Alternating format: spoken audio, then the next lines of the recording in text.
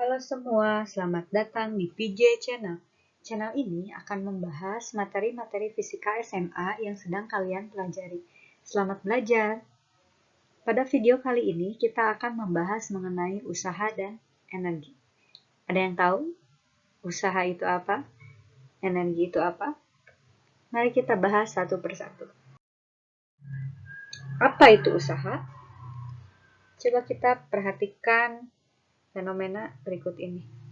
Seperti yang dapat kalian lihat pada layar, terdapat ada seseorang yang sedang mendorong sebuah meja.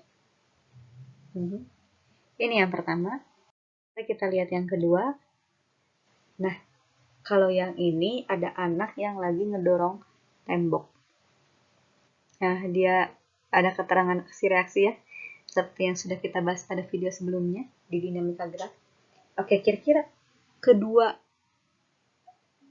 fenomena tersebut apa sih hubungannya dengan usaha? Nah,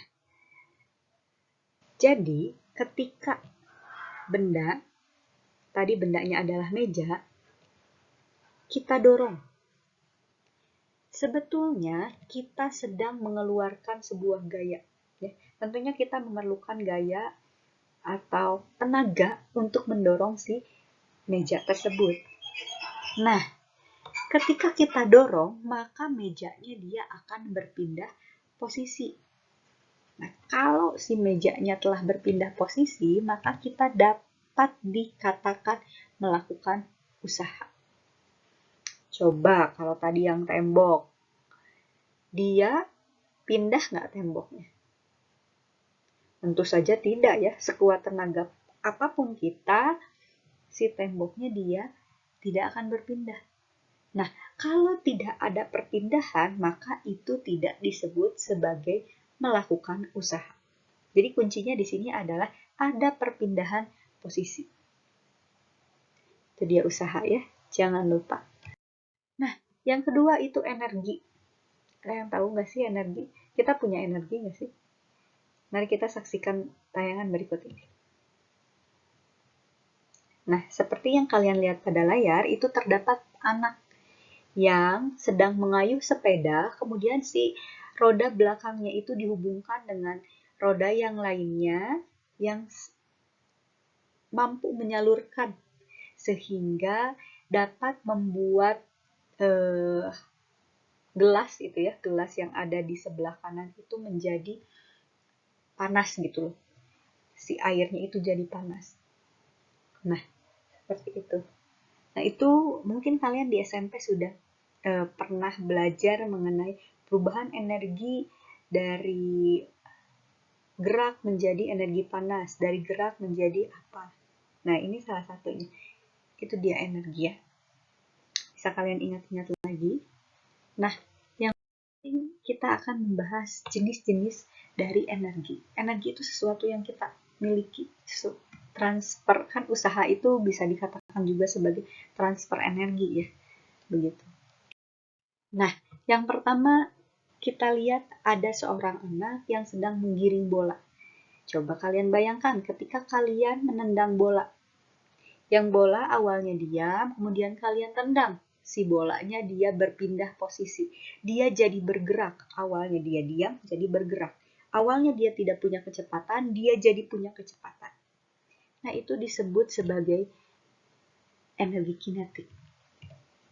Yaitu usaha yang diperlukan untuk menggerakkan sebuah benda dengan massa tertentu dari keadaan diam hingga dia mencapai kecepatan tertentu.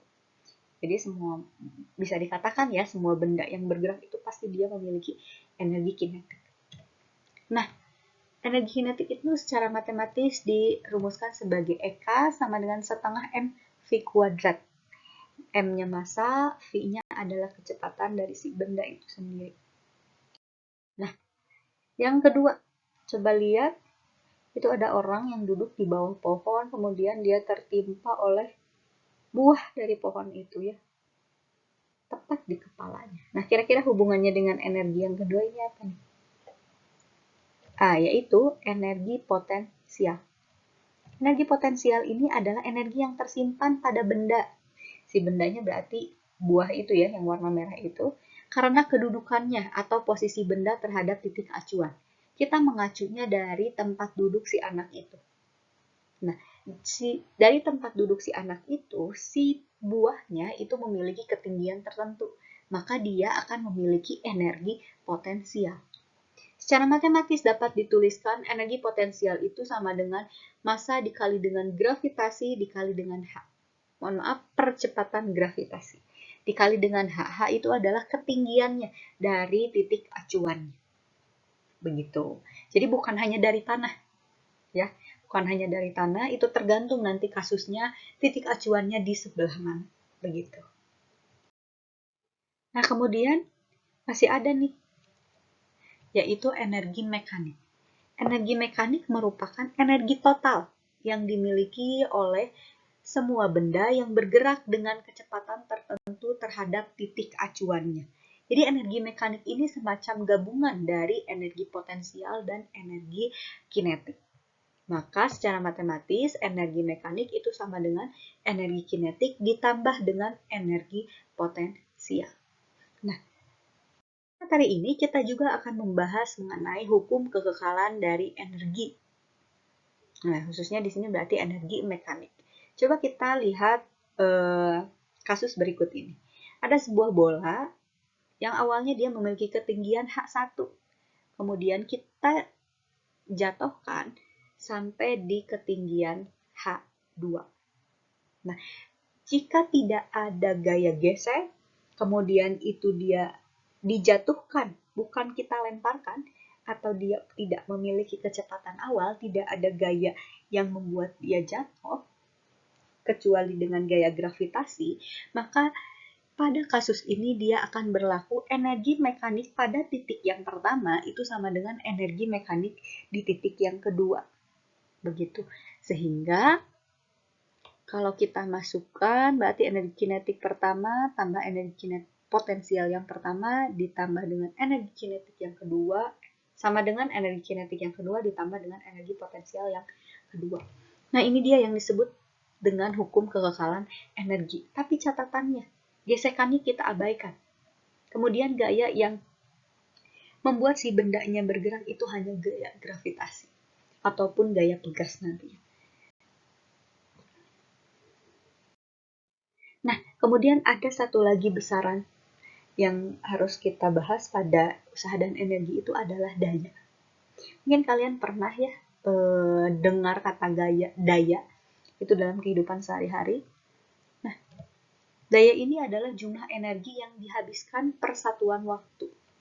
Secara matematis, P sama dengan W per T. Dengan W-nya adalah usaha, T-nya adalah waktu. Kemudian, ada lagi nih kata lain. Dari daya itu biasanya dihubungkan dengan efisiensi. Efisiensi mesin ini berapa sih? Efisiensi lampunya berapa? Nah, misal ada sebuah lampu. Sebuah lampu kita pasangkan, kemudian di sana tertulis misalkan dayanya itu adalah 100 watt. Gitu. Biasanya itu ada di kotak lampunya itu menerangkan bahwa dayanya adalah 100 watt. Nah, apakah si daya itu dirubah seluruhnya menjadi cahaya? Kalian pernah nggak megang lampu yang nyala udah beberapa lama, terus kita pegang ternyata panas? Kalau belum nyobain, silakan dicobain. Itu pasti ada panasnya. Nah, itu membuktikan bahwa daya yang tertulis pada kotak itu tidak semua dirubah menjadi energi cahaya, tapi ada juga yang dirubah menjadi energi panas atau kalor. Begitu. Nah, sehingga berarti kan nggak semuanya ya, nggak semuanya. Kita butuh tahu nih kira-kira seberapa efisien lampu yang kita miliki. Ya berarti hubungannya seberapa lama kira-kira si lampu ini bisa kita gunakan dengan daya sekian, begitu. Nah, maka ada yang dinamakan efisiensi. Efisiensi itu merupakan pembagian antara keluaran dibagi dengan masukan dikali dengan 100%. Pasti dalam bentuk persentase. Misalkan efisiensi dari lampu ini adalah 100%, tidak mungkin 80%. Misalkan seperti itu.